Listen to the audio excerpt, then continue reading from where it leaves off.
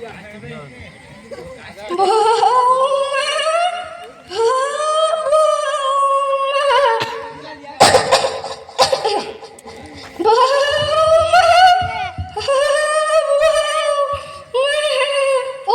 হলো?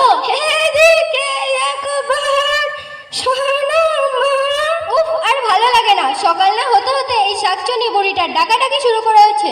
মনে হচ্ছে গলা টিপে বেশাস করে দে। কি হলো বলো? বলছিলাম কি আমাকে এক কাপ চা দেবে?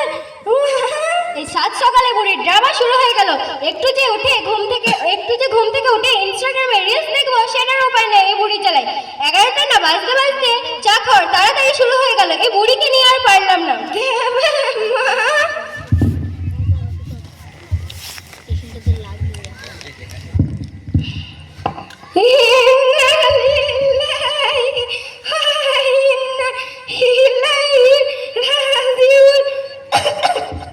বুড়ি কেসে কেসে মরতে পারে না, বুড়ির ঢং দেখে আর পারলাম না।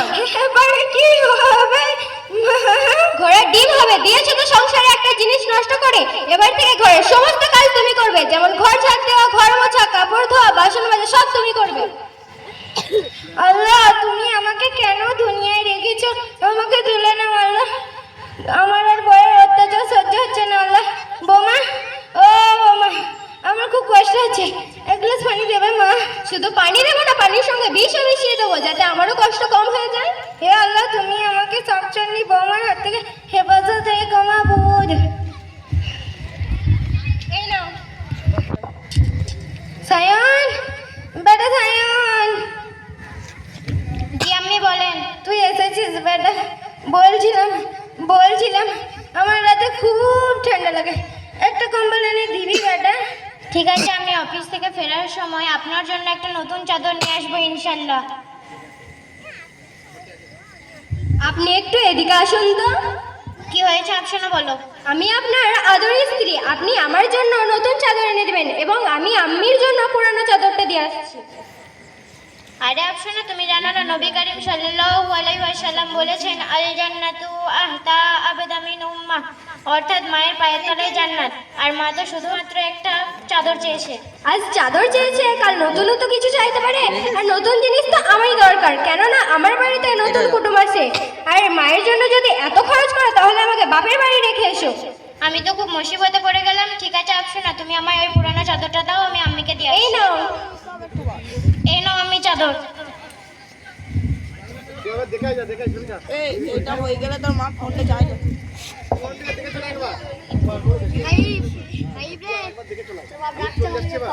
দাদিমা, ও দাদিমা, আজকে আমার পরীক্ষার রেজাল্ট আনতে যাব, তুমি আমার জন্য মন খুলে দোয়া করবেন। যা দাদু ভাই যা, আমি তোর লাগে মন খুলে দোয়া করবো, যাতে তুই পরীক্ষায় পাস করিস।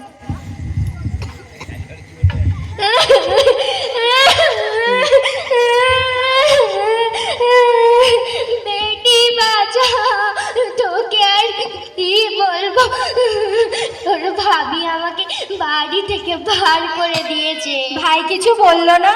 না, ওরা এখন বউয়ের গোলাম হয়ে গেছে, বউ যেটা বলে সেটাই করে।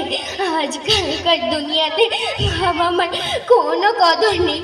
আজকালকার বৌমারা ভুলে যায় যে কাল তাদের শাশুড়ি মা হতে হবে। ভাইয়ের বাড়ি থেকে বের করে দেওয়ার কারণটা বলো তো দেখি। ঘটনাটা তেমন কিছু না রে, শুধু তোর ভাইকে বললাম, বাবা রাতে আমার খুব ঠান্ডা লাগে, তুই আমার জন্য একটা চাদর এনে দিবি বাবা। তখন তোর ভাবি বলল, বাবা মার পিছনে এত টাকা খরচা করে কি হবে, তোমার ছেলে মেয়েদের জন্য তো কিছু জমিয়ে রাখতে হবে। প্রতি মাসে হাজার হাজার টাকা খরচ হচ্ছে, আর মায়ের জন্য 200-300 টাকা খরচ করতে এত ঝগড়া? আরে আফসানা, তুমি তো এক্ষুনি এটা নিয়ে কথা বলছিলে, আর তোমার ভাই যখন তোমার মায়ের সঙ্গে এরকম ব্যবহার করলো তখন সব কিছু উল্টো হয়ে গেল। আর তুমি তো আমার আম্মির খেদমত করা থেকে আমায় বারণ করো, আম্মির জন্য কোনো জিনিস নিয়ে এলে রাগারাগি করো। ছি আফসানা ছি, তোকে আমার মেয়ে বলতে লজ্জা করছে। তুই তোর শাশুড়ি মায়ের সঙ্গে এমন ব্যবহার করিস? মা, তুমি আমাকে ক্ষমা করে দাও। আমি আর কোনোদিনও এরকম কাজ করব না। আমার ভুল হয়ে গেছে। তুই আমার কাছে না ক্ষমা চেয়ে তুই তোর শাশুড়ি মায়ের কাছে ক্ষমা চা, কারণ সে তোর গুরুজন। শাশুড়ি মা, তুমি আমাকে ক্ষমা করে দাও। আমি আর কোনোদিনও এমন কাজ করব না। বৌমা, আমি তোমাকে মাফ করে দিলাম।